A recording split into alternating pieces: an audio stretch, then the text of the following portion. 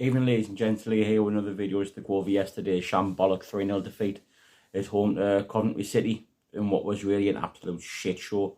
Sunderland capitulated to a 3-0 defeat thanks to goals from Sakamoto, Callum O'Hare and Casey Palmer in Michael Beale's first game in charge. I said on my preview video that I was extremely confident going into this game, thinking, even though I don't rate the fella and I still don't after yesterday's game, he's done nothing to change my mind. I thought maybe his new manager bounce would do us the world of good. It wasn't the case, but somewhere in the back of my mind, I thought something like this would happen, where we just get torn apart, and we did. It was absolutely shambolic. Some of the defending, the performances from some players, the defending from the whole team, are just absolutely pathetic. The first goal, what the fuck's O'Neill doing, man? Just be a defender and defend.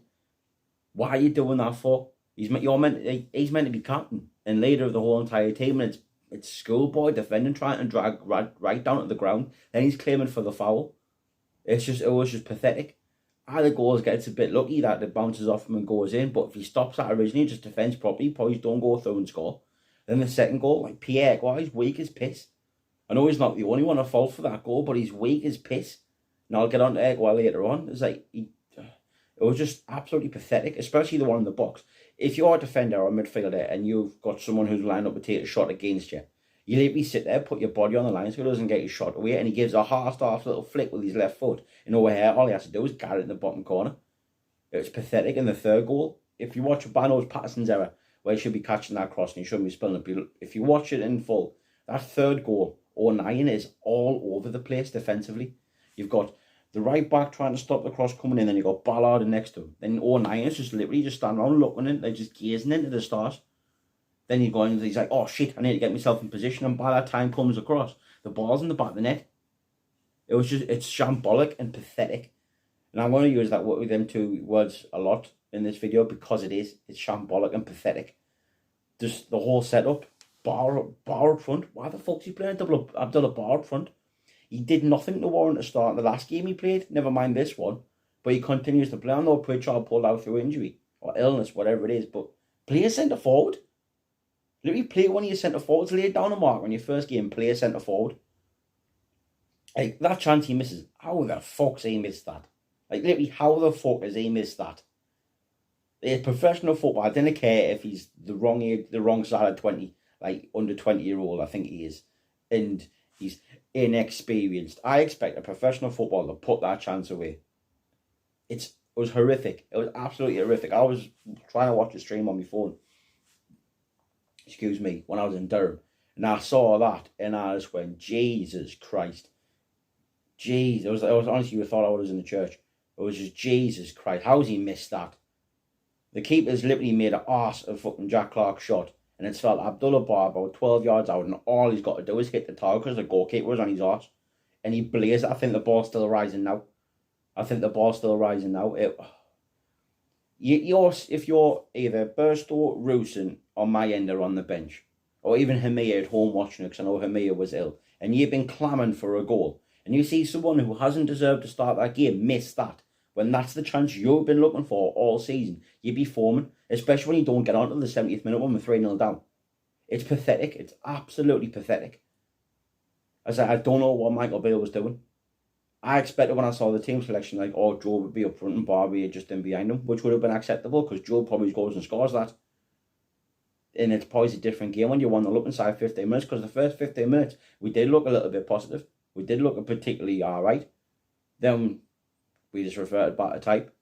Struggled to break them down. Even Mark Robbins said both teams did not want to keep the ball. Coventry kept giving us the ball back, then we kept giving it to them back. Then it's literally bang on half time when Sakamoto scores. And we started quite brightly, but it was not really much. We didn't really create much. And Patrick Roberts, I don't know why he hasn't shot for the edge of the box for. He's took on 7 Coventry players and he's trying to take an extra one getting tackled instead of just getting a shot away. It probably explains why he hasn't scored this season. You just get your shot away from the edge of the box, test the keeper. Then Jack Clark pass when he's getting chances. Normally Jack Clark will put them away, but he just passed back on the ball to the goalkeeper. It was just absolutely shocking. It was the bits I've watched is probably the worst I've seen Sunderland play in a long time. It gives Beale the perfect opportunity though, because he's trying to keep it the same.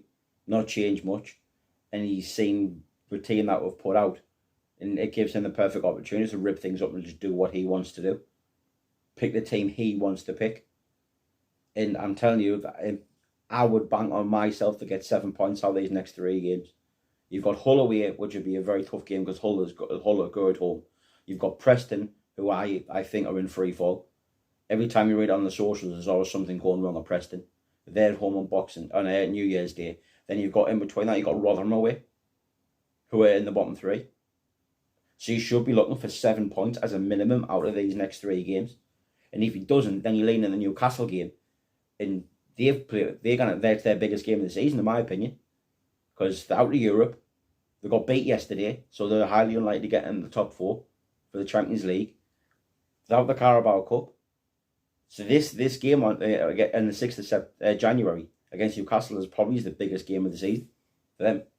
They can get one over on us and they can go on another little cup run.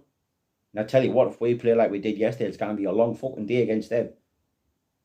It's going to be a long day against them. So Michael Beale better get out his finger out his arse and find something that works. Find something that works and get some positive results leading up into that game. Because if we continue the way we did yesterday and we don't pick up any results, we play against them, and I am efficiently worried. Really, really worried what the score could be. And I know a lot of people have been saying it. And they're like, he goes and gets spanked off them off the back of 4 games where he hasn't picked up a point or picked up very little points. In the 3 league games he's been charged, or 4 league games he's been charged, he's on borrowed ground already, and he's only been in the job a month. He was getting booed off yesterday, and people were cheering for Tony Mowbray yesterday. So he's not laid down a marker of what he can do. It's like, I dropped Pierre Aqua because he hasn't been good since he come back from injury. Now I think it's more of an attitude problem than it is an ability problem, because before his injury, he was perfectly fine. Then he got a dead leg, and a dead leg you're normally out for a game or 2. Like maximum, he was out for missed 5-6 games. Then he's coming back and he's wandering around the pitch thinking he owns the place. He reminds me a little bit of Paul Pogba. For his attitude wise, he'll swan around the pitch thinking he owns the place. When he gets the ball, does little with it, and he doesn't affect the game. So he needs taken out of the team. He needs to pick a centre forward and stick with the centre forward. Just play Rusin. He's the most experienced player out the 4 we've got. Play him. When he played before, he looked effective. But then he has one poor game and he gets dropped off the face of the earth after he got injured. He doesn't get a chance back in the team. So what's the crack there? Just pick a centre forward and stick with him. Give him a good run of 10 games, and I'd say they'll get goals. The centre forwards, they know they'll end up scoring goals eventually. They're not going to go all season without one. It's like that chance yesterday. Rusin, I'd bank on all 3 of them on the bench to bury that one off Bar had yesterday. It was shambolic, it was pathetic, and it was shambolic. As I say, the 2 were, I might put that as the title of the video, pathetic and shambolic, because the 2 words I've used mostly. Thank you very much to all the support on the channel since I started this, before the Birmingham game. I think it was about 2 months ago. I didn't imagine I'd get as many views as I have, leading up to Christmas. So I want to say thank you very much for the support. Thank you very much for all the likes, the views, the subscribers. If you like the video, please leave a like. Subscribe if you want. Have a lovely Merry Christmas. Have a brilliant New Year. Let's hope Sunderland get back to winning ways on Boxing Day. I'll see what the 27th brings. It's my partner's dad's birthday, so we'll see what we're doing then. If I get time to do a review, I will. If not, see you in the new year. All the best. How are the lads? Sorry, I forgot about all this on me rant about the game. I want to wish all the best to Niall Huggins. A very, very horrible injury he received yesterday. I'm gutted for the lad. He's had 2 years at Sunderland, and he's been injured throughout. And for that injury to happen to anyone, it's just horrible it's happened to him. Wish him all the best. I know it's probably not going to get back to him, but wish him all the best, a speedy recovery, and hopefully he gets back to his best whenever that time is. He's been one of our players of the season, and it's just horrible that the injuries happened to him. All the best, Niall. How are the lads?